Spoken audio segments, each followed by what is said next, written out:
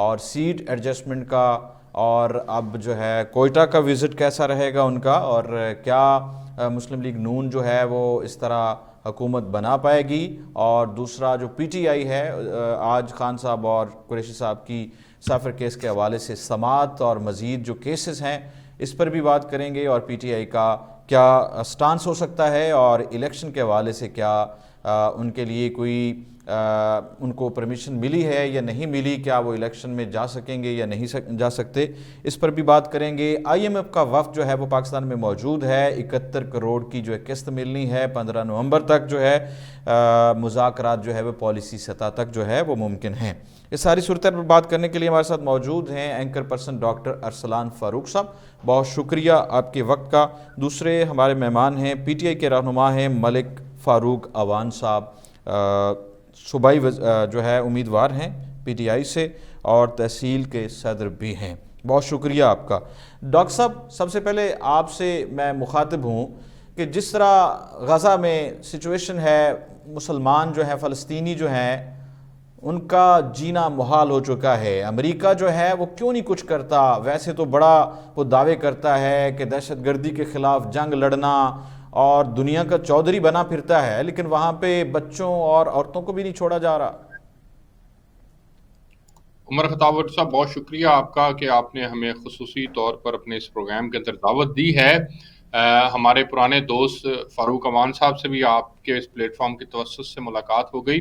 बहुत शुक्रिया आप दोनों मेहमानों का। अच्छा सर, गुजारिश ये है कि व्हाट्सअप फ़लस्तीन का जो मामला है ना, वो इस वक्त इंतहाई ब्रूटल हो चुका है, और इसराइल मुसलसल फ़लस्तीन के ऊपर बमबारी कर रहा है। आज की मैं आपके साथ ताज़ा खबर शेयर करता चलूँ कि जी आज ज़रूर। इसराइल की बमबारी से, वहशियाना जो बमबारी है, उससे अल शिफा हॉस्पिटल का एक मुकम्मल हिस्सा भी तबाह हो गया है, जिससे तकरीबन 180 मरीज मलबे तले दब के जो हैं वो फौत हो चुके हैं, जिसमें नौमौलूद बच्चे भी हैं, जिसके अंदर दीगर मर्द और ख़वातीन शामिल हैं।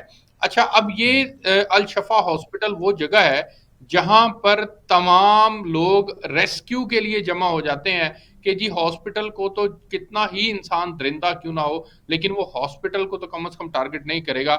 लेकिन इसराइल ने दरिंदगी की इंतहा कर दी है। मैं आपको यहाँ पर थोड़ी सी एक बड़ी क्लैरिटी के लिए एक चीज यहाँ पर मैं अपने आपके नाजरीन के लिए बताता चलूं कि इस जी। वक्त एक आम पाकिस्तानी ये सवाल कर रहा है कि सारा कुछ स्मूथ चल रहा था तो हमास ने को क्या जरूरी थी 7 और 8 अक्टूबर की शब इसराइल के ऊपर हमला करने की। तो उनकी क्लैरिटी के लिए इसका जवाब आना बहुत ज्यादा जरूरी है। हमास बेसिकली फलस्तीनियों की नुमाइंदा जमात है, जिनको फलस्तीन की अवाम ने वोट देकर मुंतखब किया और वो वहां पर नुमाइंदा जमात बनी। अब हुआ ठीक है। इस तरह से कि जो मुस्लिम ममालिक थे, इन्होंने आए रोज इसराइल के साथ अपनी राह रस्म शुरू कर दी थी। ताल्लुकात के अंदर इन्होंने मुसलसल बेहतरी कर रहे थे। आपको याद होगा यूएई के अंदर इन्होंने सफारत खाना खोल लिया था, बहरीन के अंदर सफारत खाना खुल चुका था, सऊदी अरब के साथ इनके रिलेशन जो है वो पॉजिटिव चल रहे थे। इवन नेतन याहू और अमेरिकन प्रेसिडेंट जो है वो भी ये बात कर रहे थे कि इसराइल के ताल्लुकात बहुत जल्द सऊदी अरब के साथ जो है वो मतलब नॉर्मल उस हो वक्त जाएंगे। डॉक्टर साहब ये तासुर पाया जा रहा था कि हमास जो है जंग नहीं चाहता, इस तरह का तासुर पाया ये जा रहा था तासुर उस पाया वक्त। जा रहा था कि हमास जंग नहीं चाहता, सऊदी अरब के साथ ताल्लुकात उनके नॉर्मल होने जा रहे थे। तो हमास के पास कोई ऑप्शन नहीं था। हमास बेसिकली ये जो फलस्तीन का खित्ता है, ये बेसिकली जिसके ऊपर इस वक्त इसराइल बन चुका है, ये सारे का सारा हिस्सा ये सारे का सारा हिस्सा जो है वो फलस्तीन का था। लेकिन ठीक है। 1948 से ऑनवर्ड इसराइल मुसलसल जारियत करता आया, मुसलसल उनके इलाकों के ऊपर कब्जे करता आया। उसके पीछे बैक पर तमाम मगरबी ममालिक थे, बिलखसूस अमेरिका उसके पीछे खड़ा हुआ था, और अमेरिका उनको अपनी सपोर्ट कर रहा था। अब जब अमेरिका उन्हें अपनी सपोर्ट कर रहा है, तो फिर ऑब्वियसली बात है कि अमेरिका दुनिया की सुपर पावर है, तो उनके पास ना चाहते हुए भी फलस्तीनियों के पास और कोई ऑप्शन नहीं था कि वो दुनिया को ये बता सकें, फलस्तीन कॉज को उजागर कर सकें।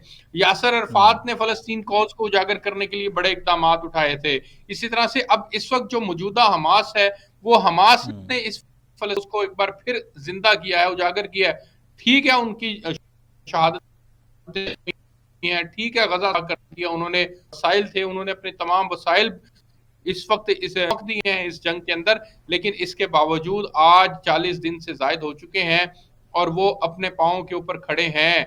वो अपने अच्छा डॉक्टर साहब, अपने हमारे कद के कुछ साथ हलके जो बिल्कुल है अपनी उनमें ये तासुर पाया जा रहा है कि ये जो मामला हुआ है, जब ये खबर आई थी कि हमास ने हमला किया है इसराइल पर और उनकी जिस तरह टेक्नोलॉजी के दावे किए जाते हैं, तो ये तासुर जो है काफ़ी ज़बान ज़द आम रहा है और अभी भी डिस्कशन है इस पर कि ये फैब्रिकेटेड है। जितना नुकसान बताया गया इसराइल की तरफ से कि हमास ने हमला करके नुकसान पहुंचाया है, ऐसा कुछ नहीं है। जिस तरह कोई अपॉर्चुनिटी क्रिएट की गई है, आपको क्या लगता है? सर देखें, अगर हमास ने उनका नुकसान किया भी है तो हम तो दुआ करते हैं कि खुदा उनको गारत करे, उनको तबाह बर्बाद करे।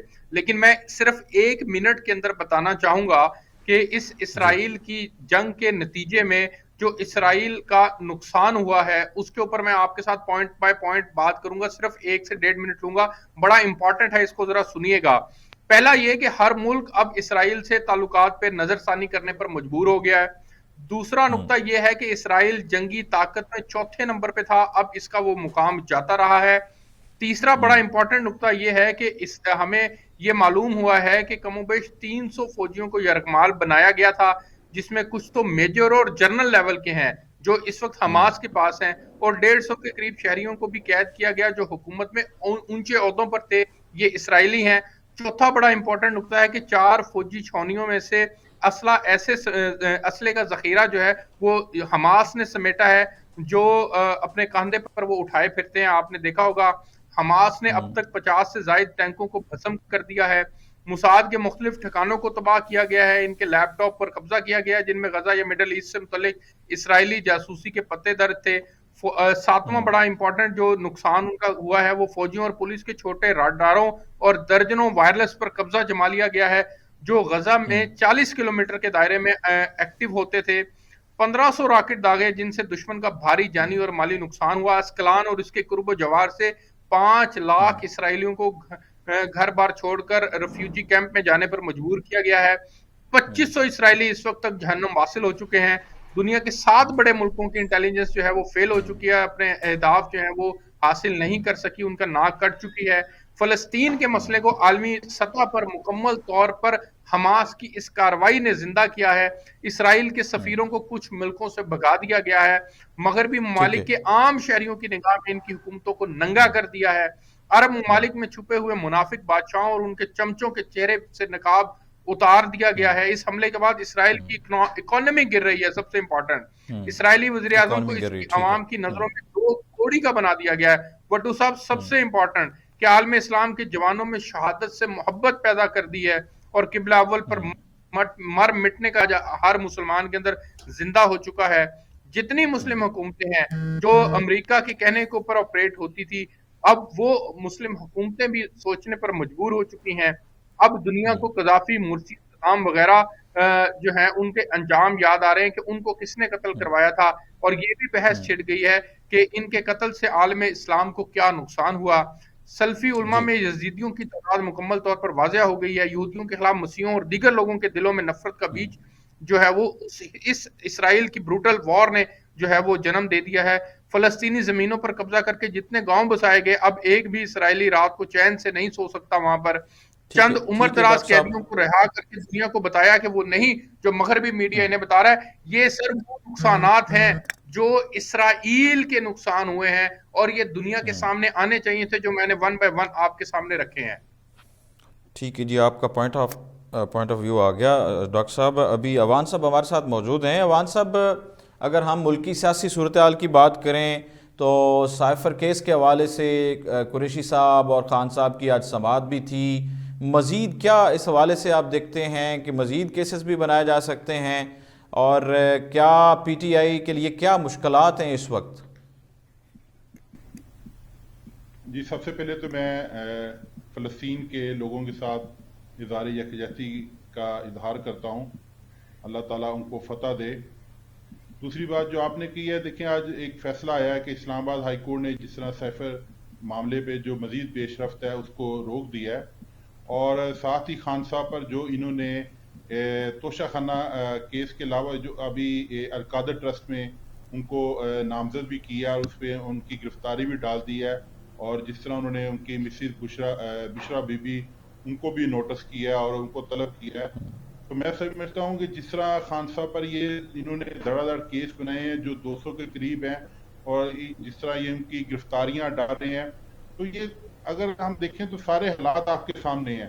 खान साहब को ये और हमारी पीटीआई को जिस तरह ये मुकदमात में उलझाया जा रहा है, रोजाना अदालतों में हमें ले जाया जा रहा है, हमारे जो लीडरान हैं उनको जेल के अंदर वो बंद हैं। तो ये इनकी जो सारी कोशिश है वो अगर देखें तो सिर्फ ये किया है कि किसी तरीके से हम पाकिस्तान तहरीक इंसाफ को आने वाले में साइड लाइन पे करें, या सिर्फ इतना इलेक्शन लड़ने दें ताकि ये अपना जो मतलूबा रिजल्ट है वो उसको हासिल कर सकें। देखिए खान साहब आज उनको 100 दिन हो गए हैं पूरा जेल में, तो एक दिन भी ना वो घबराए हैं, ना कोई जेल से उनकी ऐसी आवाज आई है कि शायद खुदा ना खास्ता वो समझते हैं कि जेल उनके ऊपर बारी है। वो अपने बिल्कुल मजबूत ईमान के साथ खड़े हैं, वो कैद को बर्दाश्त कर रहे हैं। इनकी ऊपर जो जुल्म किया जा रहा है कि उनको सहूलतें नहीं दी जा रही, लेकिन वो उनका सामना बड़ी जवान मर्जी से कर रहे हैं। वो हमारे लिए कर रहे हैं, कौम के लिए कर रहे हैं। तो मैं समझता हूँ जिन पर जितने झूठे केस बनाए जा रहे हैं, देखें 190 मिलियन पाउंड का जो हम पर केस बनाया गया खान साहब का, तो अगर हम पूछते हैं वो पैसे किधर हैं, तो वो पैसे सुप्रीम कोर्ट में जमा है। तो एक पैसा जो हमारे पास है ही नहीं है, तो उसमें करप्शन कैसी? तो मैं समझता हूँ ये जितनी कहानियां ये बना सकते हैं, इनसे ना कहानी बन रही है, ना इनकी कहानी किसी कहानी में वजन है, ना इनकी किसी बात में दलील है। इसी तरह जो, लेकिन ये सिर्फ हमें घसीट रहे हैं अदालतों में। और मैं समझता हूँ हमारा बिल्कुल, हम अपनी अदालतों के साथ हैं और हमें अदालतों पर पूरा एतमाद है, लेकिन आप देखें ये वहां पर भी उसके ऊपर असरअंदाज होने की कोशिश करते हैं और असरअंदाज हो रहे हैं। लेकिन इंशाल्लाह जिस तरह कौम अवाम के साथ खड़ी है, अवाम के साथ उसके साथ है, इनसे ये अवान साहब असद उमर भी छोड़ गए, जिस तरह दूसरे साथियों ने साथ छोड़ दिया। देखें ये एक दफा फिर मैं आपको कहता हूँ, ये सारी दुनिया देख रही है कि बेचारे किस तरह के। देखें असद उमर ने हालिया थोड़े दिन पहले एक जगह पेशी में जो की तारीख थी अदालत में, वहां पर उसने कहा कि मैं अभी भी तहरीक इंसाफ का हिस्सा हूँ। जैसे ही उन्होंने ये बयान दिया, उनको उठा लिया गया और उनको कभी किसी रिमांड में पेश किया जा रहा है। शेख रशीद के साथ भी ऐसा है, फवाद चौधरी के साथ भी ऐसा है। ये लोग जो मर्जी कर लें, तहरीक इंसाफ को इमरान खान, इमरान खान ने जो हमें सोच दी है इसको आप हमारे ज़हनों से नहीं निकाल सकते। हाँ ये जरूर है कि वक्ती तौर पर हमारे लोग, कुछ लोग हैं वो दब जाते हैं, डर जाते हैं। इन्होंने खौफ हरास इतना फैलाया हुआ है, इन्होंने दहशत इतनी अपनी कायम कर दी है, तो नहीं वो सामना कर पाते। लेकिन इसका ये मतलब नहीं है कि शायद इमरान खान के दोस्तों में कमी आ रही है। वो बेचारे वहीं खड़े हैं, उनसे अगर वो तहरीक इंसाफ से अलहदगी का भी ऐलान करते हैं, लेकिन मैं समझता हूँ उनका सांसें, उनका जहन बिल्कुल इमरान खान के साथ है, उनका अंदर वाला इमरान खान के साथ है, उनका दिल इमरान खान के साथ है। तो ये जितने मर्जी, इस तरह के आप अली नवाज अवान को देख लें, इन्होंने उनको कोई मेरा 6-7 दिन हो गए हैं उनको और उसके भाई को उठाया हुआ है, और अभी तक उसकी जो गिरफ्तारी है वो शो नहीं हो रही कि वो कहाँ है, किस हाल में है। तो इनकी सिर्फ यही है कि प्रेस कॉन्फ्रेंस करें। जो प्रेस कॉन्फ्रेंस करता है, वो जो पहले उस पर इल्ज़ाम लगाए जा रहे थे उसके ऊपर वो भी उसके धुल जाते हैं। लेकिन जब उसको प्रेस कॉन्फ्रेंस करने वाले को भी एहसास होता है कि मैंने क्या किया है, तो मैं समझता हूँ ये जो मर्जी कर लें, जिस तरह की मर्जी कोशिश कर लें, ये तहरीक इंसाफ को ख़त्म नहीं कर सकते।